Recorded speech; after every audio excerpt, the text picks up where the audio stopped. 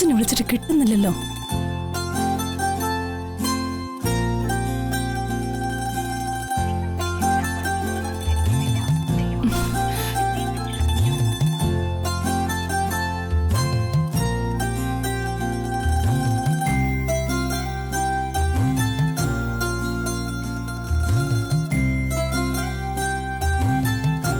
മോളെ, നീ എന്താ സ്വപ്നം കാണോ?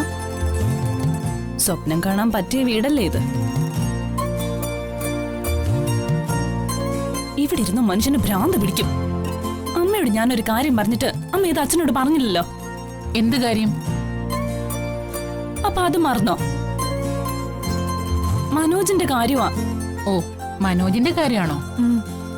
എന്തേ, മനോജിന് ജോലിയും വരുമാനവും ഒക്കെ ആയോ? അവൻ അന്വേഷിക്കുന്നുണ്ട്. ആ, അച്ഛൻ വിചാരിച്ച അത് എളുപ്പത്തിൽ നടക്കുമെന്ന് അമ്മയ്ക്ക് അറിയാലോ. എത്രയോ രാഷ്ട്രീയക്കാരന്മാര് അവരുടെ മക്കളെയും മരുമക്കളെയൊക്കെ ഈസി ആയിട്ട് ബാങ്കിലും മറ്റുമൊക്കെ കയറ്റുന്നു. മനോജ് വിദ്യാഭ്യാസം ഇല്ലാത്ത ആളൊന്നുമല്ലല്ലോ. സ്വന്തം മക്കൾക്ക് വേണ്ടി അച്ഛൻ യാതൊരുവിധ റെക്കമെൻഡും ചെയ്യില്ലെന്ന് നിനക്ക് നന്നായി അറിയാലോ. അത് MLA ആയിരുന്നപ്പോഴും അതെ, അല്ലാത്തപ്പോഴും അതെ. കൊള്ളാം, കമ്മീഷൻ വാങ്ങുന്നതിലൊന്നും കുഴപ്പമില്ല. ഇങ്ങനെയുള്ള കാര്യങ്ങളിൽ ആദർശം. ഇതൊക്കെ കാരണമാണ് ഞാനിപ്പോ വീട്ടിലിരിക്കുന്നത്. നീ ഇപ്പൊ വീട്ടിൽ വന്ന് നിൽക്കുന്നത് അച്ഛൻ ജോലി വാങ്ങി തരാത്തോണ്ടല്ല, അച്ഛനതേ ലാളിച്ചു വളർത്തിയതുകൊണ്ട്. നീ പറഞ്ഞല്ലോ സ്വപ്നം കാണാൻ പറ്റിയ വീടല്ല ഇതെന്ന്. ഒരു പെണ്ണിനെ ഏത് വീട്ടിലിരുന്നും സ്വപ്നം നെയ്തുകൂട്ടാൻ പറ്റണം. അവള് കാണുന്ന സ്വപ്നങ്ങളിലാ ആ വീട് മുന്നോട്ട് പോകുന്നത്. അമ്മ കൊള്ളാലോ. അമ്മയ്ക്ക് കഥകളൊക്കെ എഴുതിക്കൂടായിരുന്നോ? നല്ല ഭാഷ. അമ്മയ്ക്ക് ജീവിതകഥ പകർത്താനാ ഇഷ്ടം. സുന്ദരമായ കഥകൾ എഴുതിയിട്ടുള്ള അമ്മമാരാരും ജീവിതകഥ പൂർത്തിയാക്കിയിട്ടേ ഇല്ല. വായിച്ചറിയുന്നതൊന്നും അല്ല മോളെ ജീവിതം, അത് അനുഭവിച്ചറിയുന്നതാ. നിനക്ക് മനോജിന്റെ അരികിലേക്ക് തിരിച്ചു പോകണമായിരുന്നെങ്കിൽ നീ ഒരു കാരണവശാലും ഒരു തെറ്റും ചെയ്യാത്ത ആ പാവം വന്ദനെ വിദ്യയുടെ കൂടെ ചേർന്ന് ഇവിടെ നടിച്ചിറക്കില്ലായിരുന്നു. വന്ദന നിനക്കേ സഹോദരന്റെ ഭാര്യ മാത്രമല്ലല്ലോ, നിന്റെ കഴുത്തിൽ താലി കെട്ടിയവന്റെ കൂടപ്പിറപ്പും കൂടിയാ. അല്ലേലോ അമ്മയ്ക്ക് എന്നെ എപ്പോഴും കുറ്റപ്പെടുത്തൽ മാത്രമാണല്ലോ. കുറ്റപ്പെടുത്തുന്നതൊന്നും അല്ല മോളെ, തിരുത്തിയതാ. മക്കളെ തിരുത്താനുള്ള അവകാശം സ്വന്തം അമ്മമാർക്കുണ്ട്. നീ വിദ്യയായിട്ട് കൂട്ടുകൂടിക്കോ, പക്ഷെ അവളുമായിട്ട് ചേർന്ന് വന്ദനെ ഉപദ്രവിക്കാൻ നടക്കുന്നത് അത്ര നല്ലതല്ല.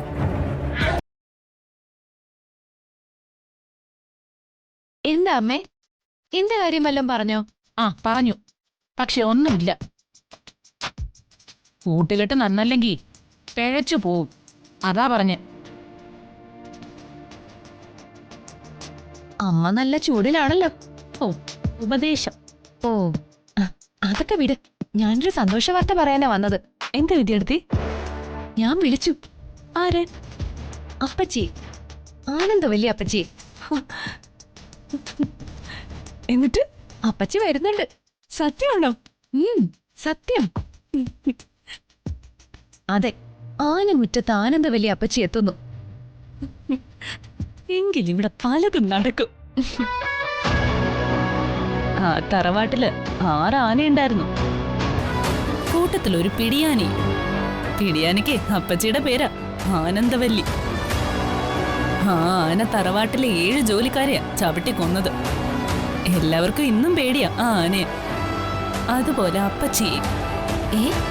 ഇങ്ങനെ ഒരു കഥയുണ്ടായിരുന്നോ? എന്നാ മനുഷ്യരൂപമുള്ള ആ പിടിയാന ഈ വീട്ടുമുറ്റത്തെത്താൻ പോകുന്നു. കൊള്ളാം, അപ്പച്ചി വന്ന സീൻ മാറും. യെസ്.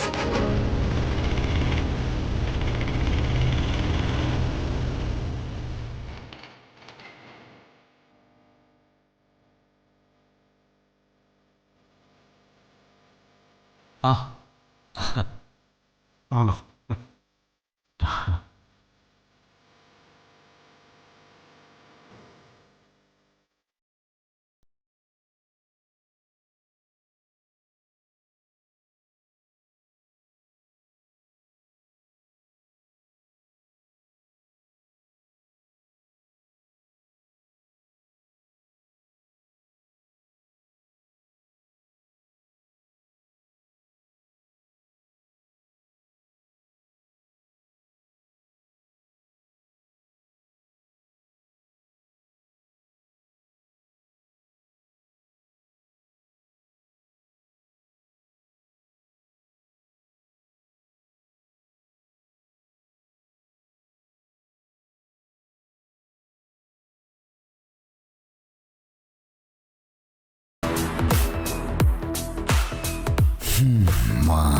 വന്നു.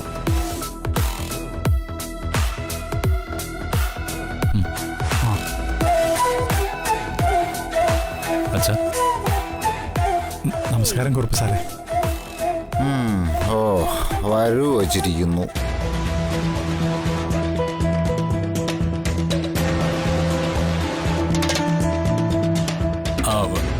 അല്ല, ബുധനാഴ്ചയാണല്ലേ? എല്ലാവരും അറിയിച്ചല്ലോ. കുടുംബാംഗങ്ങൾ മാത്രമല്ലേ ഉള്ളൂ. വസന്തയെ ഒന്ന് വിളിക്കണം. ഞാൻ വന്ദനെ വിളിച്ചിട്ട് വരാം. ആ, ശരി മോനെ.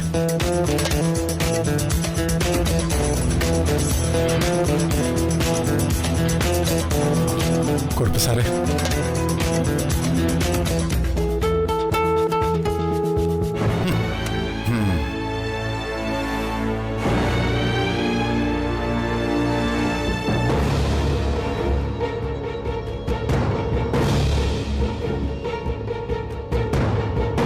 ജിതേട്ടാ, എന്താ? അവിടെ മാധവൻ നായർ വന്നിരിക്കുന്നു. അയാൾ എന്തെങ്കിലും കാര്യത്തിൽ വന്നതായിരിക്കുന്നേ. അയാൾ പോയിട്ട് ഞാൻ അങ്ങോട്ട് പോകുന്നുള്ളൂ. കൊള്ളാം, നിങ്ങൾ എന്തൊരു മനുഷ്യനാ. നിങ്ങൾ എന്തിനാ അയാൾ ഇങ്ങനെ പേടിക്കുന്നേ? ജഗന്റെ കയ്യിൽ നിന്ന് 2 ലക്ഷം രൂപ തട്ടിയെടുക്കാൻ അയാൾക്ക് ഒരു എളുപ്പം ഇല്ലായിരുന്നല്ലോ. ആണുങ്ങളെ പോലെ ചെന്ന് ചോദിക്കും മനുഷ്യ ആ പൈസ. ഞാനും വരാം, വാ ഇങ്ങോട്ട്.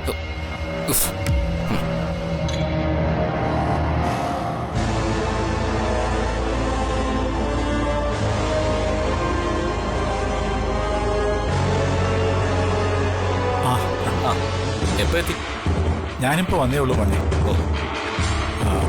ഇളയമോക്ക് വിശേഷമുണ്ട്. അപ്പൊ അതുമായിട്ട് ബന്ധപ്പെട്ട ഒരു കുടുംബ പൂജ നടത്തുന്നുണ്ട്. ഓ, അതായിരുന്ന കാര്യം. ആ, അപ്പോ മരുമോനോട് പണം ചോദിച്ചു വന്നതായിരിക്കും. ഞാൻ പറയുന്നുണ്ട്, വിഷമമൊന്നും തോന്നരുത്. കയ്യിൽ പണമില്ലെങ്കിൽ ഈ പൂജയും അല്ലറ ചില്ലറ പരിപാടിയൊക്കെ അങ്ങ് ഒഴിവാക്കിക്കൂടെ? അല്ല, മോൻ എന്താ പറഞ്ഞു വന്നതെന്ന് എനിക്ക് മനസ്സിലാവുന്നില്ല. മനസ്സിലാവാത്തതാണോ അതോ മനസ്സിലാകാത്ത പോലെ നടിക്കുന്നതാണോ? പലിശക്കാർ കൊണ്ടുപോയ നിങ്ങളുടെ ഓട്ടോ എടുത്തു തരാൻ ജഗൻ അവർക്ക് കൊടുത്ത പണത്തിന്റെ കാര്യമാണ് ഞാൻ ഈ ചോദിക്കുന്നത്.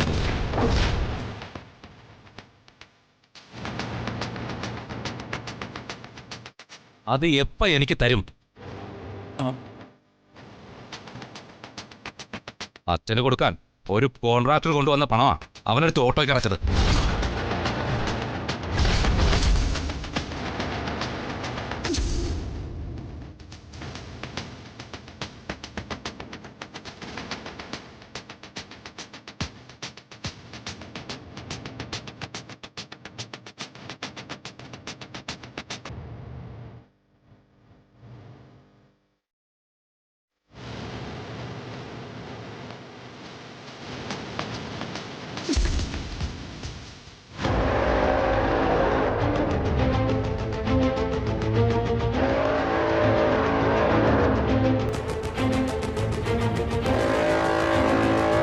അല്ലാതെ നയാ പൈസ വരുമാനമില്ലാതെ നടക്കുന്നവൻ ഇത്രയും പൈസ കൊണ്ട് അടയ്ക്കുമ്പോ അതെങ്ങനെ കിട്ടിയെന്ന് നിങ്ങൾക്കൊന്ന് ചിന്തിച്ചൂടെ?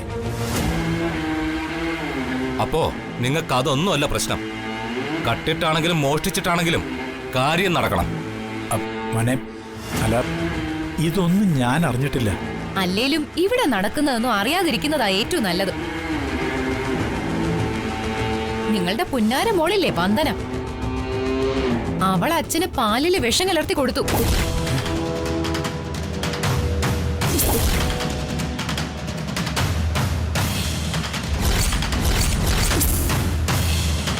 ഭാഗ്യം കൊണ്ട് രക്ഷപ്പെട്ടു.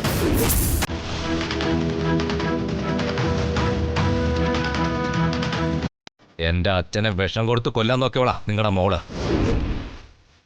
മോനെ, അച്ഛന് എന്തെങ്കിലും സംഭവിച്ചിരുന്നെങ്കിൽ അവളെ ഞാൻ പച്ചയ്ക്ക് കത്തിച്ചേനെ. അതെ,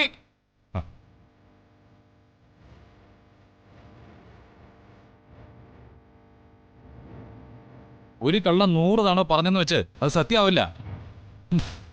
ഇങ്ങനെ ഭാര്യയുടെ വാക്കും കേട്ട് നട്ടാക്കുരുക്കാത്ത കള്ളത്തരങ്ങൾ വിളിച്ചു പറയാൻ നാണമില്ല എന്റെ ഏട്ടന്. എന്താ മോളെ ഇതൊക്കെ? ഒരു തെറ്റും ചെയ്തില്ലെങ്കിലും എന്റെ കുഞ്ഞിന് എന്നും പഴിയാണല്ലോ പ്രേവങ്ങി. അച്ഛൻ വിഷമിക്കണ്ട. എനിക്കിപ്പോ ഇതൊന്നും ഒരു പ്രശ്നമല്ല അച്ഛൻ.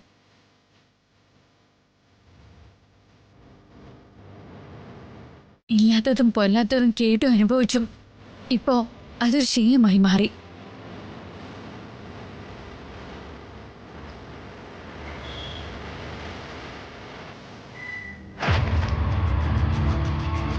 കുറുപ്പ് സാറേ, ക്ഷമിക്കണം.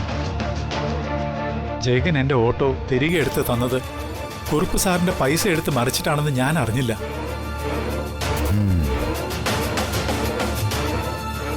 അറിഞ്ഞിരുന്നെങ്കിൽ ഞാൻ സമ്മതിക്കില്ലായിരുന്നു. ഞാനും അതെ. എനിക്ക് കുറുപ്പ് സാറ് കുറച്ച് സാവകാശം തരണം. ഞാൻ ആ കാശ് തിരികെ തന്നോളാം. അതിന്റെ പേരിൽ ഇനിയൊരു പ്രശ്നം ഉണ്ടാവരുത്.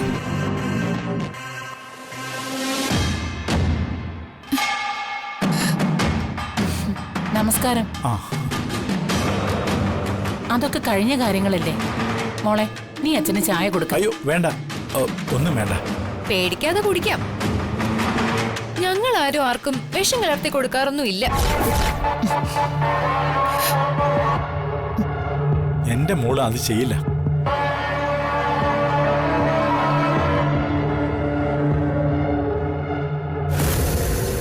മോളെ ഹരിതേ, മനോജ് പാവ. അവന് കുറച്ച് ഉത്തരവാദിത്തക്കുറവുണ്ടെന്നേ ഉള്ളൂ. മോള് വിചാരിച്ച അത് മാറ്റിയെടുത്ത് അവനെ നേരെയാക്കി കൊണ്ടുവരാൻ പറ്റും.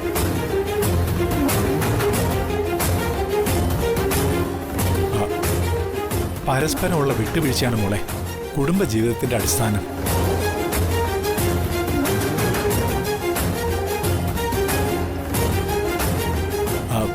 ബുധനാഴ്ചയാണ് കുടുംബ ഐശ്വര്യ പൂജ. എല്ലാരും ക്ഷണിക്കുക, എല്ലാരും വരണം. ആദ്യം തട്ടിയെടുത്ത് 2 ലക്ഷം രൂപ വയ്ക്കണോ, എന്നിട്ട് നടത്ത് പൂജയും മാങ്ങാത്തരിയൊക്കെ. ഏട്ടാ, സംസാരിക്കുന്നതിന് ഒരു മര്യാദയ്ക്കുണ്ട്. അതിന്റെ പരിധി വിട്ടു പോയാ ഏട്ടനാണെന്നൊന്നും നോക്കിന്ന് വരില്ല ഞാൻ. എന്തിനാണ് നീ എന്നെ? മതി, വല്ലവന് വേണ്ടി തമ്മി തല്ലും. വേറെ പണിയൊന്നുമില്ലടാ നിനക്ക്. പൈസ തീർച്ചയായിട്ടും തിരിച്ചു തന്നിരിക്കും കുറുപ്പ് സാറേ. ഇത് മാധവൻ നായരുടെ വാക്കാ.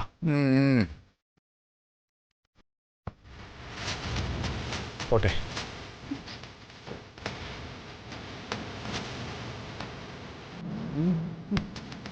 മാധവനാരുടെ വാക്കും പഴയ തൂക്കൊരു പോലെയാ.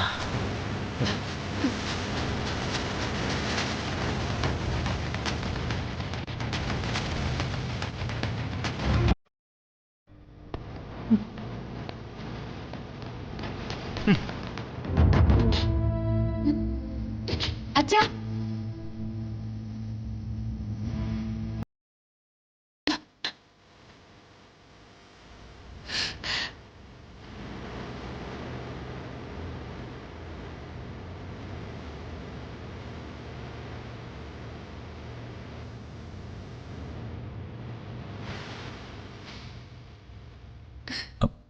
അച്ഛാ, എല്ലാത്തിനും സോറി.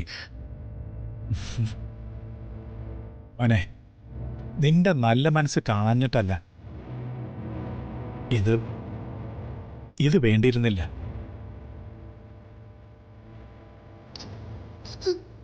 കുറുപ്പ് സാറിന്റെ പണമെടുത്ത് എൻ്റെ ഓട്ടോ അത് പാടില്ലായിരുന്നു മോനെ. അച്ഛാ, അച്ഛന്റെ അവസ്ഥ അറിഞ്ഞപ്പോ ജഗൻ. അറിയാം മോളെ, എന്റെ സ്വന്തം ആൺമക്കൾക്ക് തോന്നാത്തതാ ഈ നിൽക്കുന്ന ജഗന് തോന്നിയത്.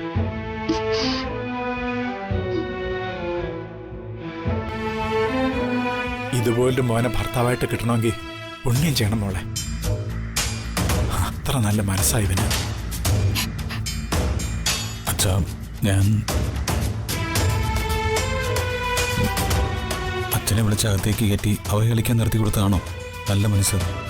കുറുപ്പ് സാറിന്റെ പണമെടുത്ത് എന്റെ ഓട്ടോ തിരികെ എടുത്ത് തന്നതാ മോനെ നീ ചെയ്ത തെറ്റ്. മകളെ കല്യാണം കഴിച്ച് മറ്റൊരു വീട്ടിലേക്ക് വിടുമ്പോ ആഭരണങ്ങളും പണവും കൊടുത്തു വിടുന്നത് മറ്റൊന്നും കൊണ്ടല്ല. അങ്ങനെയാണെങ്കിൽ പിന്നീട് അവളുടെ അച്ഛനും അമ്മയും ആ വീട്ടിലേക്ക് ചെല്ലുമ്പോൾ ഒരു മതിപ്പൊക്കെ ഉണ്ടാവും.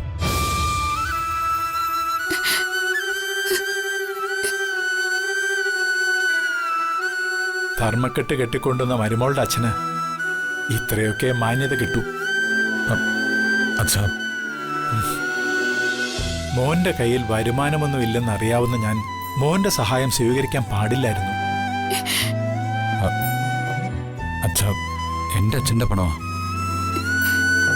എനിക്കും കൂടെ അവകാശപ്പെട്ട പണമാ.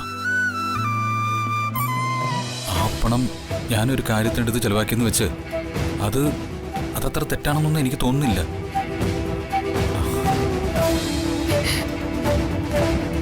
ഒരു നല്ല കാര്യം ചെയ്തു എന്നുള്ള സംതൃപ്തി അല്ലാതെ ഈ നിമിഷം വരെ ഒരു കുറ്റബോധവും ഇല്ല എനിക്ക്. മോനെ, അച്ഛൻ്റെ പണം, മോൻ അവകാശപ്പെട്ടതെന്ന് മോൻ വാദിക്കുന്ന പണം. ശരി, ആയിക്കോട്ടെ, അത് നിന്റെ ആവശ്യത്തിന് ചെലവാക്കാം, അതിൽ തെറ്റില്ല. പക്ഷേ ഭാര്യയുടെ അച്ഛൻ ഉണ്ടാക്കി വെച്ച കടം തീർക്കാൻ ഉപയോഗിച്ചാൽ അത് തെറ്റ് തന്നെയാണ്.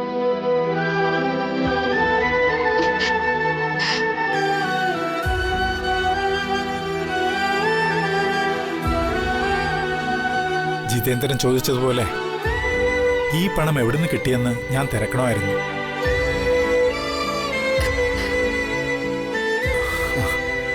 സാരമില്ല മോനെ, ഈ പണം ഞാൻ തിരിച്ചു തരും. ഇതിനെ ചൊല്ലി എൻ്റെ ഈ മോൾക്ക് ഒരു വിഷമം ഉണ്ടാവരുത്.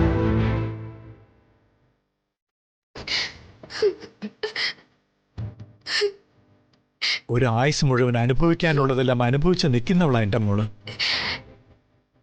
ഇവിടെ ഈ വീട്ടിലൊരു ഭാരമായിട്ട് തോന്നുമെങ്കിൽ തിരികെ വീട്ടിലേക്ക് പറഞ്ഞു വിട്ടാൽ മതി.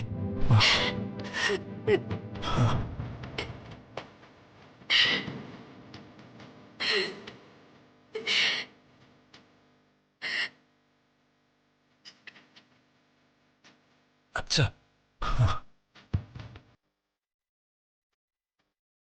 ആർക്ക് ഭാരമായാലും എനിക്ക് കിട്ടിയ എൻ്റെ പുണ്യമാ എൻ്റെ മോള്.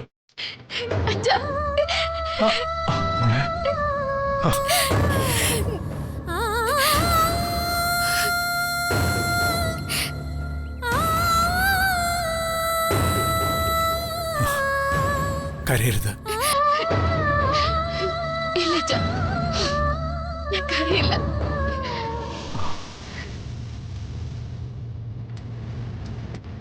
ഞാൻ പോട്ടെ. പിന്നെ രണ്ടാളും നേരത്തെ അങ്ങ് എത്തണം കേട്ടോ.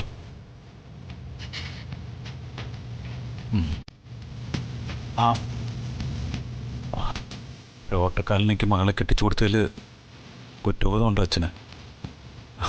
ഇല്ല, എൻ്റെ മോളെ കൊണ്ടുപോയത് ഒരു ഓട്ടക്കാലനൊക്കെ ഒപ്പമാണെങ്കിലല്ലേ എനിക്ക് സങ്കടം തോന്നേണ്ടതുള്ളൂ.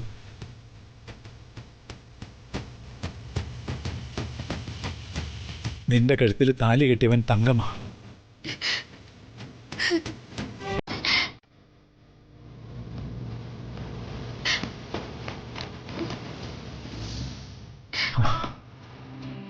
പത്തരമാറ്റ് തങ്കം.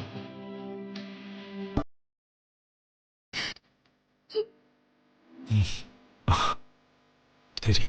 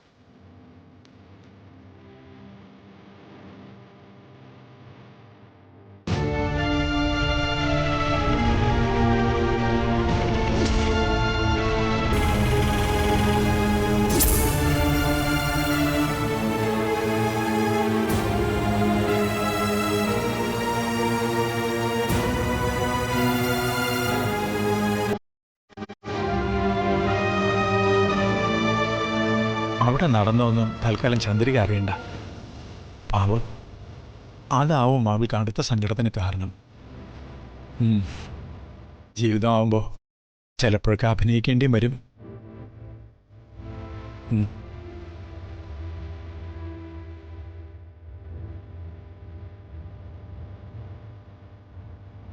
ആഹാ, മാധവേട്ടന് എത്തിയോ?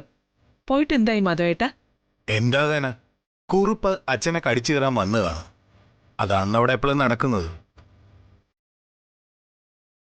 ഞാൻ മാധവേട്ടനോട് പറഞ്ഞതല്ലേ പോണ്ടാന്ന്.